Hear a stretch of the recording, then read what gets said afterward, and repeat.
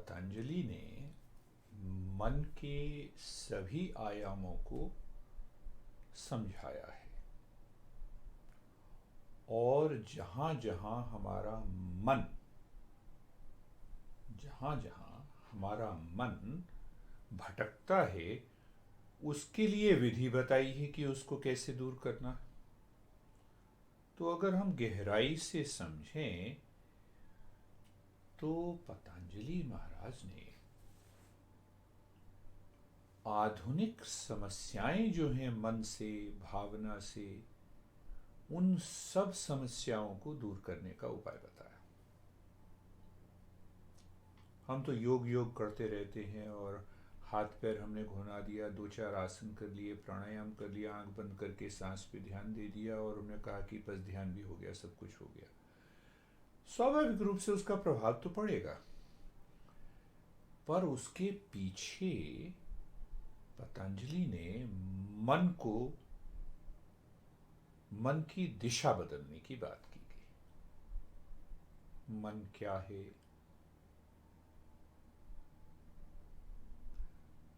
मन की subjective states क्या हैं और मन की ऑब्जेक्टिव स्टेट्स क्या हैं।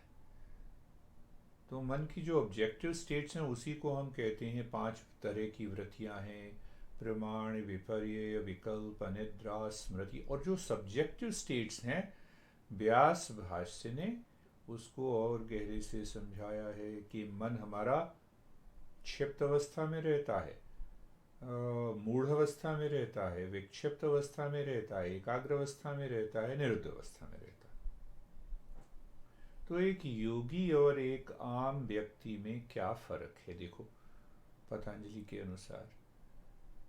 तो जिसका मन अधिकतर समय मूढ़, क्षिप्त और विक्षिप्त अवस्था में रहता है, वो तो हुआ साधारण व्यक्ति, ध्यान तो बहुत दूर की बात है। और ध्यानी का मन बाद की दोनों अवस्थाओं में रहता है, एकाग्र और निरुद्ध अवस्था में रहता है। और पूर्णतः निरुद्ध हो गया तो हम ध्यान में सफल हो गए और योग हो गया। मैं नहीं कह रहा, गुरुदेव भी इसी तरीके से समझाते थे।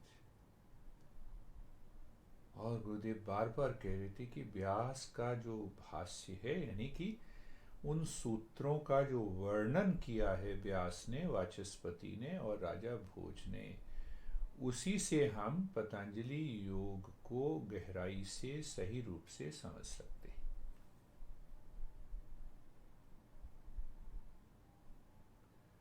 पतंजलि ने मन के सभी आयामों को समझाया। तो देखिए 5 तो, एक तो मन, अगर उदाहरण लीजिए कि मन क्षिप्त अवस्था में है एक तरफ, और काम हम क्या कर रहे हैं, काम हम कर रहे हैं जो जिसमें डिमांड है एकाग्रता की। यहां तो अंदर तो मेरी क्षिप्त अवस्था है, बाहर डिमांड है एकाग्र की। अब ये दोनों मिलके खिचड़ी बनाएंगे ना, कुछ नहीं होगा।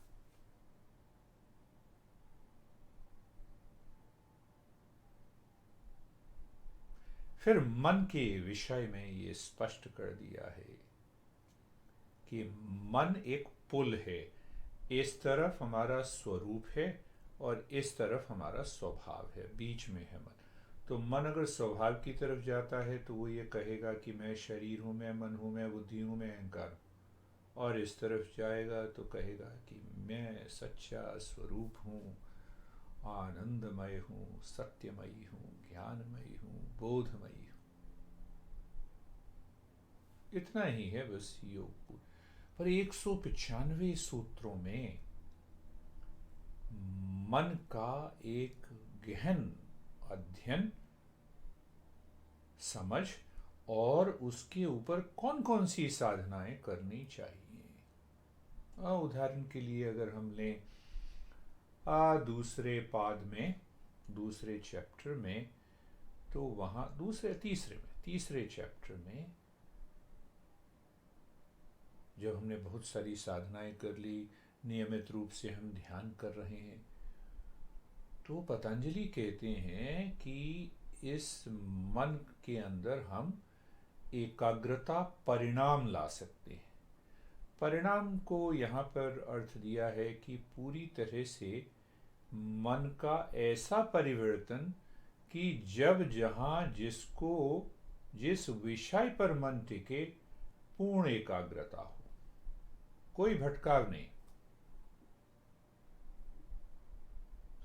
हाँ, एकाग्रता परिणाम। दूसरा परिणाम ये है, दूसरा संपरिवर्तन मन के अंदर आ सकता है साधना से, जिसको कहते हैं, हम कह सकते हैं, जिसका शब्द ही अर्थ पतंजलि ने दिया है, निरुद्ध परिणाम।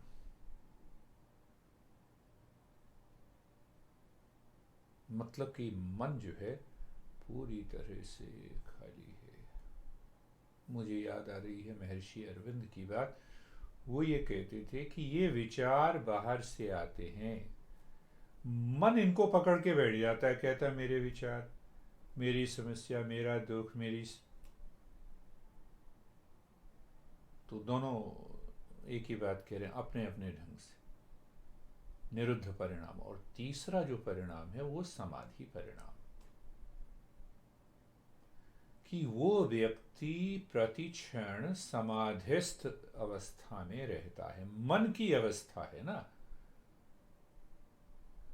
तो उस अवस्था, तीनों परिणाम देखिए। एकाग्रता परिणाम, तो मन कहाँ टिका हुआ है, जो मेरा सच्चा स्वरूप है। निरुद्ध परिणाम, बाहर जो भी कुछ है वो सब खाली, उसका प्रभाव पड़ ही नहीं रहा मन के ऊपर।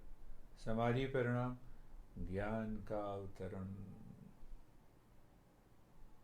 तो पूरी जो पतंजलि योग की साधना है मुख्यतः मन की है।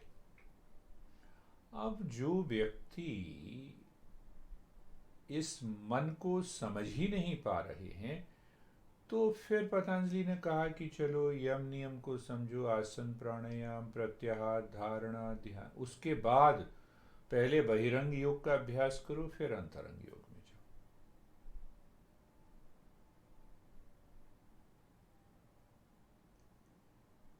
तो पतंजलि गुरुदेव की वाणी मुझे बार बार याद आती है। तो वो कहते थे कान में कि नहीं पता, व्यास भाष्य उसको समझो। व्यास ने जिस तरीके से पतंजलि योग सूत्रों को समझाया है, और व्यास तो अपने आप में महान योगी, राजा भोज महान योगी, वाचस्पति जी महान योगी। तो उन्होंने पतंजलि की आत्मा, उसका मन क्या कहता है, उसको समझाया है। और वो समझ ये कहती है कि मन ही जब मेरे दुख का कारण है और मन ही सुख का कारण है, तो मैं मन को उस दिशा में ले जाऊं, इतना परिवर्तित कर दूं मन को कि वो दुखों से कोसों दूर रहे और आनंद में बना रहे। यह पुष्टि करता है कि पतंजलि ने मन के सभी आयामों को समझाया है। करेंगे, बीच बीच में छोटी छोटी यात्रा करेंगे।